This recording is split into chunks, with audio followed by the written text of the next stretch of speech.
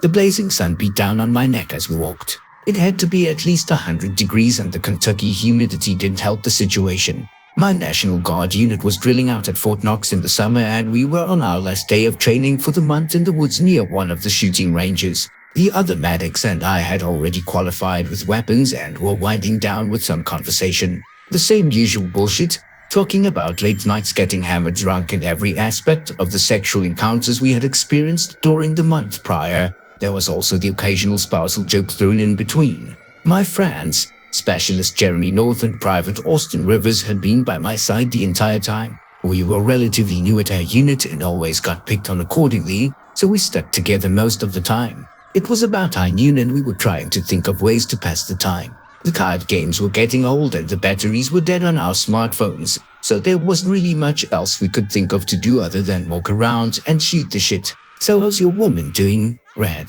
Tell her she needs to give me her new number," North said to me slyly with that ear-to-ear grin he had. "He'll tell her she needs to renew her restraining order," I retorted as I punched him in the arm. Rivers just snorted that goofy laugh he had and followed it up with something incoherent as expected.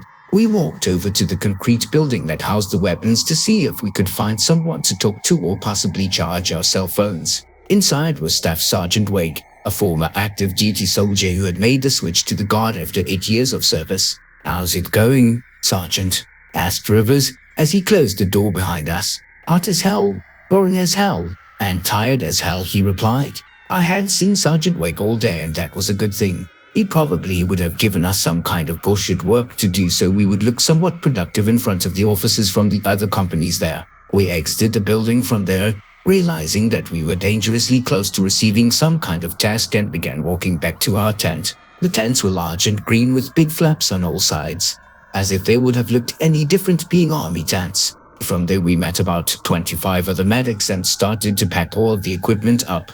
The tents, M16s, sleeping bags, and anything else that would have taken a while to put away, as we were hoping to leave before daylight in the morning to drive back down to southern Kentucky where our headquarters was. After this long and tedious process, I started to pack all of my personal things into my ruck. My other uniform that had been buried under my sleeping bed was still soaked with sweat from the day before. The name tag Red Winters, although my friends and everyone else at my unit affectionately referred to me as Red due to my unusually bright red hair. Rivers looked to me and asked if I would start separating my stuff from his because he had to take a leak, and I obliged. The temperature was getting to everyone. A chorus of frustrated grunts of the other medics trying to reform objects down to their smallest possible size before shoving them into their bags surrounded me. I looked up into the tree line and smiled. Though I love the woods and nature for the most part, I was raised in the woods and was always taught to respect the earth. It's hard to describe the feeling I get when I'm alone with nothing but the green canopies of leaves above. Later on, as the sun started to advertise its departure from the sky, an orange glow slowly became more visible and the air started to cool down as well as become drier. My friends and I settled on the cots we had placed earlier and waited for the inevitable brief we were going to get from Sergeant Wake about what we needed to do to get out of there as quickly as possible without getting hung up in more breast bullshit or something of that nature. One of the other medics, named Robinson, and I were talking about recent news about video games, movies, and TV shows when a sudden realization hit me. I looked over at North, who was sitting on his cot with his forehead and his hands rubbing it like he had a headache. "Hey North, have you seen Rivers?" I asked in an unconcerned but curious tone. "Nope, he must have gone to the latrine or something." This answer didn't satisfy me. He had been gone for at least 2 hours and it was getting to I looked over at his ruck and saw that it was half empty with some of his things lying around it in a sloppy configuration the way I had left it. I ended my conversation with Robinson and started looking around the camp. I asked other people if they had seen him, and at this point a concerned North was accompanying me. "He can't be too far from here," I said, this time in a concerned manner. "We'll give it another hour and if he's not back by then, we'll tell someone," said North, who shared the same apathetic tone as me. We weren't the overreactive types and just assumed he had found an outlet for his phone or something. About 45 minutes later, Sergeant Wake called us all over for a head count. North and I were genuinely concerned for Rivers at this point, not for his safety, but we feared that he might get in trouble if he missed a head count. We told Sergeant Wake about the situation and he sighed, pinching the skin between his eyes at the bridge of his nose. Had to be one of you fucking new guys, he groaned in an irritated tone. He called all of the medics over and gave us specific instructions not to tell anyone outside of our detachment because if we could find Rivers before tomorrow, no one would have to get punished. He was a nice guy in that way. I was starting to get really worried at this point. Rivers was a sensible guy and this wasn't like him to just run off like this. We spread out amongst the woods in different directions in 3-man teams. It was getting really dark now and the chances of finding him were getting slimmer as the chances of us getting lost were growing. It had to be around 23-0 and each hour that passed made me grow more concerned for my friend. North and I exchanged glances of doubt and it seemed like we both knew that this wasn't going to end well. We ducked under tree limbs and crunched the dirt under our feet as we made our way to the unfamiliar woods. We were walking at a pretty fast pace until we reached the mouth of a wide cave adjacent to a creek that seemed really out of place for the terrain. The other man that accompanied us was PFC Terrence Hale and he wasn't afraid to vent his frustration of the whole situation towards us. As your buddy, why the fuck did you let him run off? I mean, seriously, haven't you ever heard of Murphy's fucking law? Hale whined in a nasally voice. I just shook my head and proceeded into the cave with a flashlight.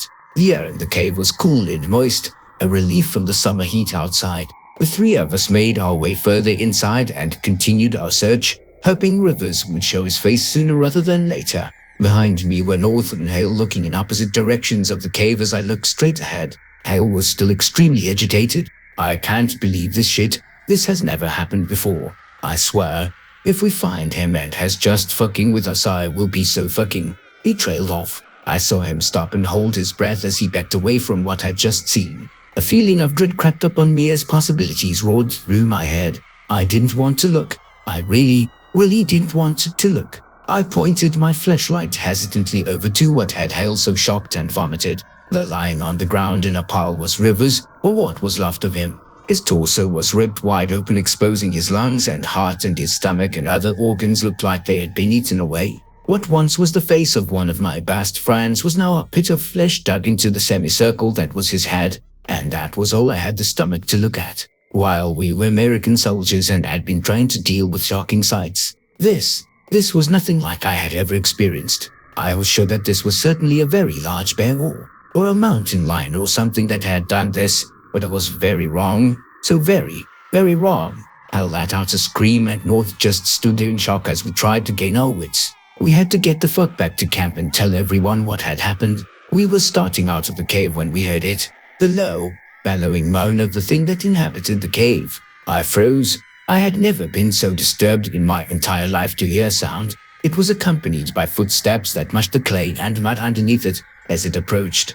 I began to smell the odor of decay, the pungent stench of something reminiscent of a dead animal. North and Hale began shining their flashlights in the direction the sound was coming from, and Hale dropped his when we all saw it. An enormous, disgusting, humanoid creature took up the entire entrance to another chamber of the cave. It glanced over at us and began taking several awkward steps towards us. The more I saw of it, the more I wanted to vomit the rest of my dinner. Its stomach was swollen with the remains of Rivers it had walked on too long. The entire thing was covered in thick, matted hair from head to toe, and its long, wide arms ended into skinny hands with sickeningly long fingers that were reminiscent of a spider's legs. The creature had to be at least 8 feet tall, standing upright, and weigh at least a ton. It appeared neither male nor female and had a head that resembled something close to an emaciated deer or a goat, with huge, gaping mouth that housed several dull, bloody teeth several inches apart and pitch-black eyes. Slimy saliva dripped from its mouth, and I could smell the disgusting odor of my friend's remains on its breath.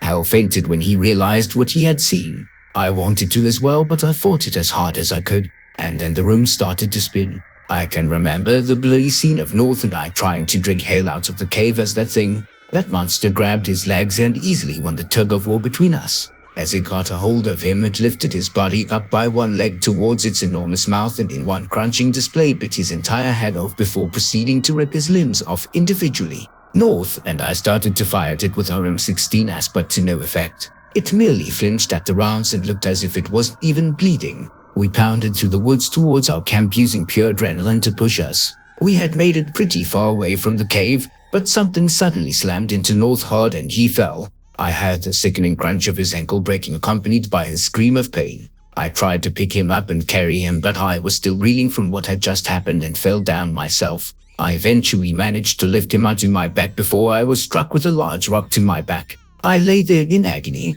My back felt like it was broken and I could barely breathe. I barely had time to process what had happened before I turned over to witness another horrific sight. I watched as North was dragged away from me by his legs at incredible speed by the Abomination. I picked up my weapon and fired every shot I had left in my clip above him at the thing that was dragging him away, but still the creature seemed apathetic to my rounds. As it all happened, North's gaze met mine. What can only be described as a look of sheer hell filled his dark eyes as he was pulled faster and faster away, screaming. Now I'm not proud of what I did, but I turned around and I ran. I ran as fast as I could with my weapon in my hand, sweating profusely and breathing so hard I thought my lungs would collapse. When I finally reached the camp, I broke down and bawled uncontrollably. All of the other medics had already returned and could barely gather my story through the tears of agony. In the cave, I said and simply pointed in the direction I came from, and 15 of the others ran off into the woods. I begged them not to go, to wait until daylight, but they wouldn't. They grabbed everything we had at our camp and bolted into the tree line. The next morning was a hazy blur. The men that had gone into the woods returned with 3 M16s and a single, blood-stained combat boot. We went to that cave he talked about, said Mackenzie, a sergeant who had accompanied them. We found their weapons and a ton of blood, but none of the bodies or the thing that attacked them. I was asked to submit a report of what happened, and I tried my best to explain the events, but no one would believe what I truly saw. We eventually left 2 days later, and as I got into the back of one of their moves, I took one last look at the tree line. A blackish-brown dot stood in between 2 large trees. I squinted hard at it and it became clearer. The monster that had taken my friends faced me for a moment before turning around and vanishing into the woods, moving with incredible speed for its size. After that, I wasn't able to sleep more than a few hours at a time. I was constantly bombarded by visions and nightmares of the Abomination coming after me to finish its work. I did a ton of research on the thing, and the closest thing I could find was something called the Wendigo, which is a Native American legend about a creature that has an insatiable appetite for human flesh. I had no idea what the fuck this thing was or how to kill it. The entire experience had turned my world upside down, and I was making it a point to move away from Kentucky and as far away as possible once my military contract was finished. The following night, I looked out my window and saw something that sent a violent chill down my spine. I live in the woods with only a couple neighbors who were out of town, and my girlfriend was out visiting her parents, so I was the only one in the neighborhood. As I stared into the darkness, I saw the disgusting deer head of the creature with its mouth gaping wide open. I instantly jumped up and grabbed my Remington 12 gauge along with a box of shells. I said a prayer, clutched the cross I always wore around my neck, and ran out to meet the creature. It had moved from its original spot. I grabbed my flashlight and headed towards its direction, but stopped myself. That's exactly what it wants, I said to myself. I went back up into my living room, picked up my phone and called the police. I made up some bullshit story about a home invasion so they would actually come. I was not going to let this thing kill me or my girlfriend. I started back onto the porch to keep an eye on the thing, but it had moved again. This time I panicked. It's somewhere close and I had no idea where. I ran all around my property looking for it and eventually gave up. I returned inside and resigned to waiting for the police. At this point, my head was pulsating and my eyes started to become blurry again. I collapsed on the floor and looked up to see the creature standing about 5 feet away from me on all 4 legs. It reached out to me with its mutant hands, but I managed to gain the strength to get up and run.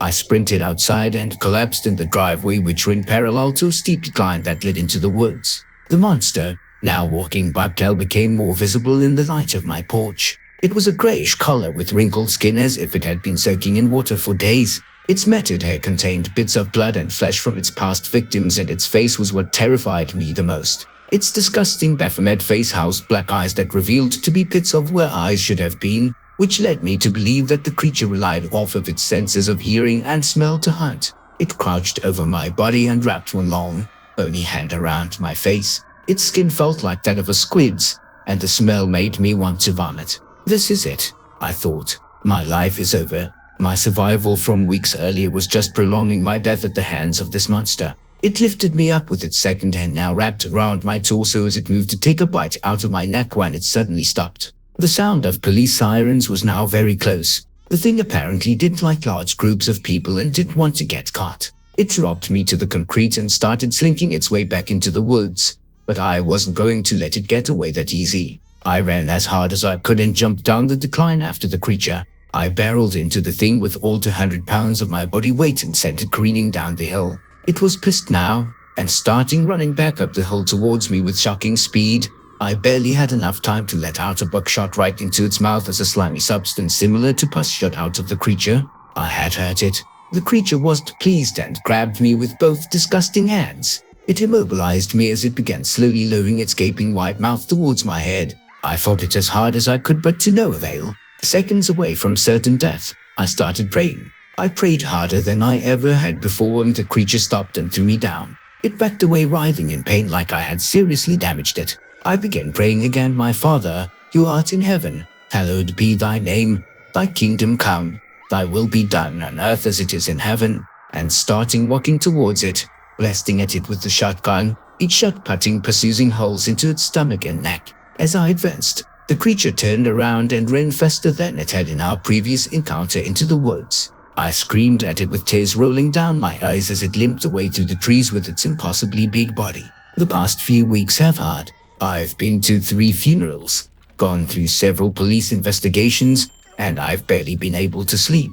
I rented a cabin far away from my girlfriend until this is all over, and convinced that the abomination has marked me, and I refuse to be the cause of her death as well. As far as she knows, I'm visiting some friends down in Tennessee. Now the thing not only threatens me physically but also in my dreams. I wake up some nights, screaming about the things I see. I know as well as it does that this is not over and that it will come back for me. I can only speculate on how much time I have left. I want this to be a written record for anyone who may find it if I don't make it out alive this time. If I'm never seen or heard from again, tell the Winters family that I love them very much, and tell Jessica Small that I never had the courage to ask her, but I was planning to make her my wife someday. There's a thunderstorm outside, and I can see the shape of a figure between the lightning strikes. I would have been able to dismiss it as a trick of the mind, but there's one inescapable thing I noticed about what I just saw: the glint of service tags wrapped around its wrist.